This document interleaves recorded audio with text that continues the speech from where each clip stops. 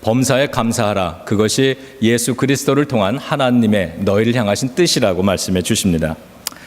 무엇을 감사하는가? 항상 이 시즌이 되면 그런 질문을 던집니다. 무엇을 감사하십니까?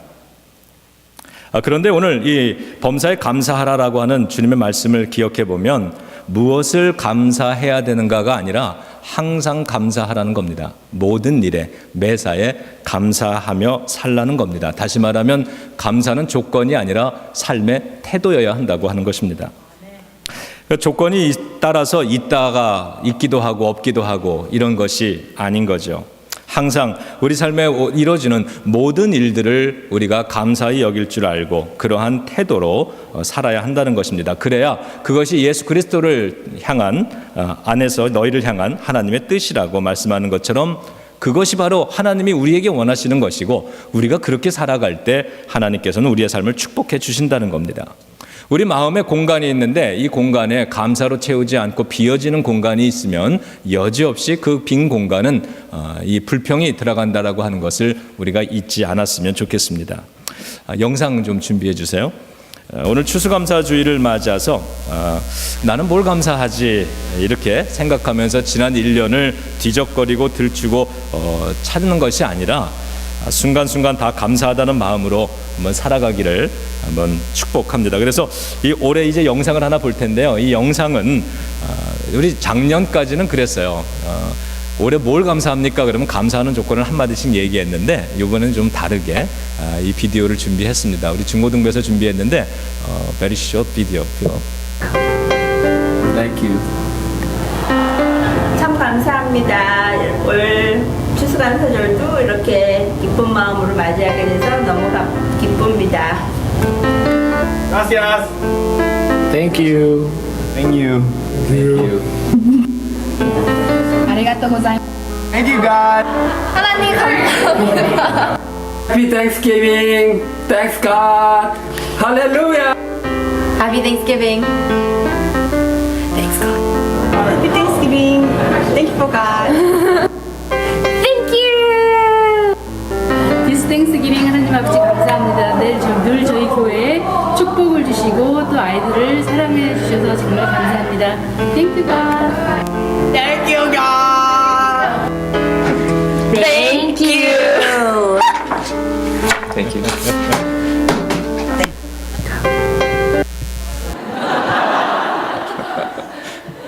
자, 우리도 제인 전도사님처럼 한번 그렇게 Thank God 한번 인사 한번 해보겠습니다. 제인 전도사 Thank God.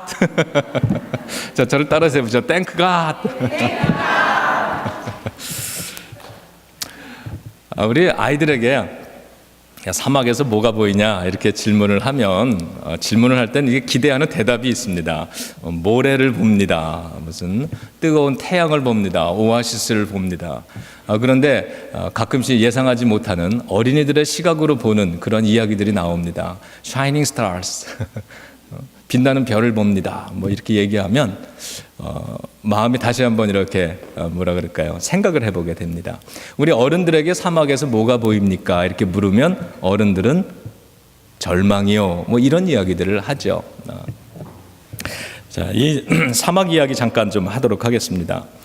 전 세계 면적의 약 5분의 1이 사막이라고 합니다. 세계에서 가장 큰 사막의 이름이 사하라라 그러죠.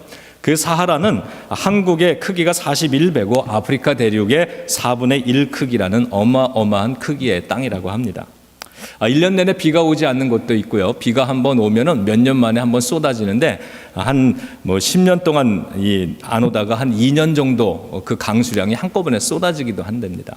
근데 우리가 잘 아는 것처럼 이 사막에 비가 왕창 쏟아지지만 이 모래를 통해서 물이 금방 다 빠져나가 버리고 햇빛 때문에 이 수증기도 금방 증발해 버리는 거죠. 그러면 사막은 다시 건조하고 뜨거운 바람이 불기 시작합니다. 여러분 이러한 환경을 한번 생각해 보시고 이러한 환경에 소망이 있을까 한번 또 떠올려 보시기 바랍니다. 아무리 생각해 봐도 사막의 이런 환경은 소망이 없어 보입니다. 감사의 조건도 없어 보입니다. 그런데 놀라운 사실은 이러한 사막에서도 식물이 자란다라고 하는 겁니다.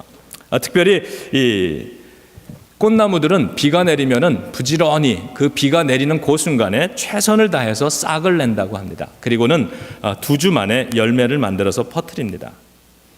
많은 이 선인장들이 있는데요. 이 선인장이 어떤 선인장들은 꽃이 대단히 화려합니다. 아까 우리 지혜 전도사님이 이 사진을 준비해 오셔서 아이들에게 보여주셨는데 화려합니다. 왜냐하면 열악한 환경이기 때문에 그 짧은 시간에 이 꽃가루 같은 거, 씨앗을 옮기는 그런 곤충들, 이러한 것들의 눈에 띄어야 된다는 거예요. 눈에 띄어서 그 순간에 놓치지 않고 그 짧은 기간, 그 잠깐의 찬스 동안에 벌레들이 와서 그걸 옮겨줘야 이게 또 번성을 하기 때문에 그렇다고 합니다. 화려한 꽃은 옥토에만 있는 것이 아니었습니다. 아무리 황량한 사막이라도 환경보다 그 생명력이 더 강하면 얼마든지 꽃은 피어날 수 있는 것이구나 느끼게 됩니다. 여러분, 사막에서는 다 말라 죽을 것 같죠. 그런데 오히려 사막이기 때문에 더 화려한 꽃을 피울 수 있는 나무들도 있는 것임을 다시 한번 기억해 봅니다. 올 겨울, 올 가을 이 버지니아의 단풍이 예년 멋지 않았다고, 예년만 못했다라고 하는 이야기를 듣습니다. 단풍이 별로 안 이뻤다는 이야기인데 왜 그러냐 하면 올해에는 비가 많이 와서라고들 합니다. 물이 풍부하고요, 날씨가 좋았습니다. 그러다 보니 단풍이 약해지더라는 겁니다. 만일 우리 인생에도 꽃이 피지 않거나 인생의 색깔이 연하다면 그때는 한 번쯤 광야를 생각해 봐야 할 것입니다. 인생 살다 보면 사막 같은 광야길을 만날 때가 있습니다. 좋든 싫든 그 길을 통과해야만 할 때가 있습니다. 본문에 보면 오늘 광야에서 사람들은 굶주리고 있었다 이렇게 얘기를 합니다. 그때 예수님이 제자들에게 너희가 먹을 것을 주어라 이렇게 얘기를 합니다. 그런데 그 제자 중에 빌립이라고 하는 사람은 불가능합니다 이렇게 대답을 합니다. 이 광야에서 환경이 열악해서 어렵습니다. 첫째는 돈이 너무 많이 필요하고요. 둘째는 사람들이 우리가 먹이기에는 너무 많고, 셋째는 이 근처에 음식을 구할 수 있는 곳이 아무도 없다는 겁니다. 한마디로 인생이 광야 같아서 사막 같아서 못한다는 겁니다. 그는 사람들을 먹이겠다는 거룩한 꿈을 잃어버리고 사는 우리 현대인의 모습을 투영해 줍니다. 저를 따라해 보시죠. 거룩한 꿈을 품고 삽시다. 예. 우리가 빌립 같은 그러한 자리에 서게 되면 거룩한 꿈을 꾸는 걸 잃어버리고 삽니다. 사람들을 먹여야 되겠다. 그런 빌립 같은 사람들에게 예수님은 거룩한 꿈을 주셨습니다. 너희가 저들을 먹여라 라고 하는 겁니다. 한 번도 그렇게 생각해 보지 못했는데, 내가 먹일 수 있을 거라고 생각하지 못했는데, 그러기에는 너무 내가 가진 것이 적다고 생각했는데, 그러한 우리들의 인생을 향해서 오늘 이 추수감사 주일에 우리 예수님께서는 이 성경의 말씀을 통해서 한마디 도전을 주십니다. 너희가 먹여라. 이 말씀 앞에서 우리가 거룩한 꿈을 가지고 살아가 볼 수 있기를 원합니다. 그러한 사람의 모습은 안드레라고 하는 또 다른 제자의 모습을 통해서 우리들에게 투영해 줍니다. 안드레는 이 오병이어 자그마한 도시락 하나를 가지고 예수님을 찾아옵니다. 오늘 본문이 주시는 두 번째 교훈은 따라해 봅니다. 예수님만 바라봅시다. 예수님만 바라봅시다. 환경을 보던 눈을 들어서 예수님을 바라보는 겁니다. 이 광야를 보니까, 사막을 보니까 너무나도 부족한 게 많다는 겁니다. 사람들은 너무 많지, 돈은 없지, 주변에 먹을 걸 구할 수 있는 데는 아무 데도 없지요. 환경을 볼 때는 우리는 빌립 같은 말을 많이 하면서 삽니다. 그러나 눈을 들어서 옮겨서 시선을 우리 예수님께로 향하면 우리는 안드레와 같은 모습으로 살아갈 수 있는 것입니다. 오늘 본문의 이 현장은 정말이지 돈도 부족했고요, 식당도 거기에는 없고요, 환경도 열악하고 그곳에는 또 문제만 잔뜩이지만, 그러나 한 가지 놓치는 게 있습니다. 그곳엔 누가 계십니까? 예수님이 계시죠. 예수님이 계십니다. 때로 우리 인생에 자꾸 조건만 보이기 시작한다면 여러분, 우리의 눈을 들어서 예수님을 봐야 될 때라고 믿습니다. 예수님은 그 도시락을 축복하셨습니다. 그 안드레의 꿈을, 소년의 꿈을 축복하신 겁니다. 거룩한 꿈을 가지고 거룩한 용도로 쓴다고 한다면 예수님은 저와 여러분들, 우리들의 인생이 비록 도시락같이 오병이어같이 부족한 것이라 할지라도 그것을 반드시 축복해 주시는 것입니다. 주님의 손으로 써주십니다. 여러분, 우리가 인생을 우리들의 능력으로만 살려고 애를 쓸 때가 참 많습니다. 열심히 내 힘으로 최선을 다해서 살아가는 것이면 된다고 생각합니다. 그러나 우리의 능력에도 한계가 있고요. 우리의 능력으로 하지 못하는 일이 참 많은 것을 경험하게 됩니다.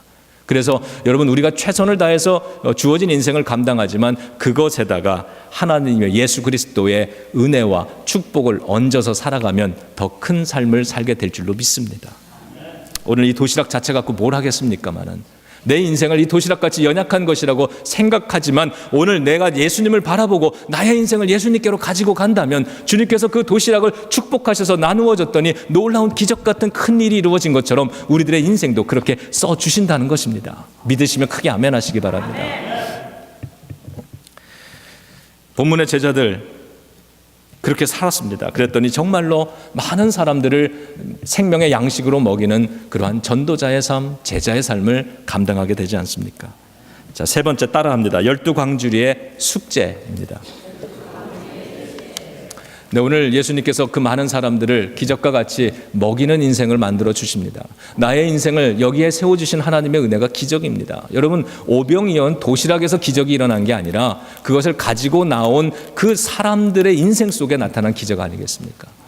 오늘 저 같은 사람도 오늘 주님께서 이 목사의 자리에 세워주셨다. 너는 나의 인생을 바라보면 그래, 내 인생은 도시락 같은 건데, 오병이어 같은 건데 주님이 나를 들어서 쓰시니까 이런 하찮은 인생도 이렇게 목사로서 살아갈 수 있게 되는 것이구나. 감격하지 않을 수가 없습니다. 여러분, 나의 인생이 나에게는 오병이어입니다. 도시락입니다.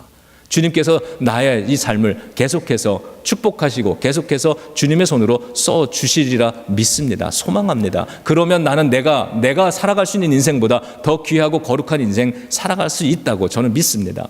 그리고 이것은 저의 믿음만이 아니라 여러분의 믿음이기도 하다는 사실을 저는 믿습니다.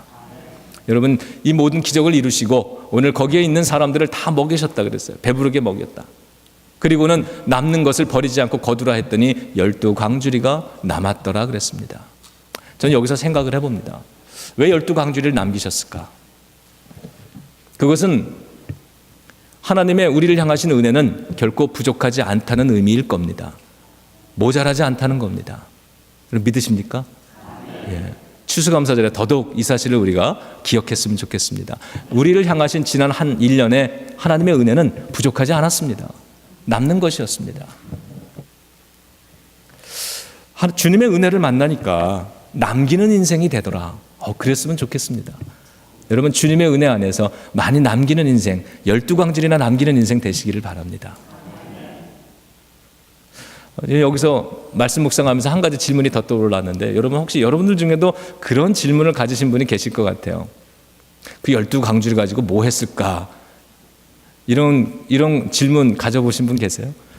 그 12광주리에 남은 음식 갖고 뭐 하셨을까? 제가 깨달은 건요, 모르겠다는 겁니다. 왜냐하면 성경이 대답을 안 하니까. 그 사람들이 나눠 계속해서 먹었을까? 배부르게 먹은 사람들이 그 음식에 뭐가 더 필요하겠습니까? 버렸을까? 그렇지 않았을 것 같아요. 그 12광주리가 남은 걸 가지고 무엇을 했을까? 왜 성경은 그걸 가지고 무엇을 했는지 안 가르쳐 주실까? 거기서 하나를 깨닫는 겁니다. 그 깨달음을 나누고 이 설교 말씀을 마치겠습니다. 여러분, 성경에 대답이 없는 이유는 그 12광주리 가지고 우리더러 고민하라는 것인 줄로 믿습니다. 여러분, 그 12광주리 가지고 우리가 무엇을 할까? 교회가 고민해야 될 줄로 믿습니다. 여러분, 우리가 거룩한 꿈을 갖고 살아야 될 줄로 아는데 거룩한 꿈을 갖는 겁니다. 한번 세상을 먹여보겠다. 주님의 말씀으로 먹여보고 가난한 사람들에게 우리가 스키친 간 것처럼 그렇게 우리가 더 많은 사람들을 우리가 먹이는 교회가 한번 돼봐야 되겠다.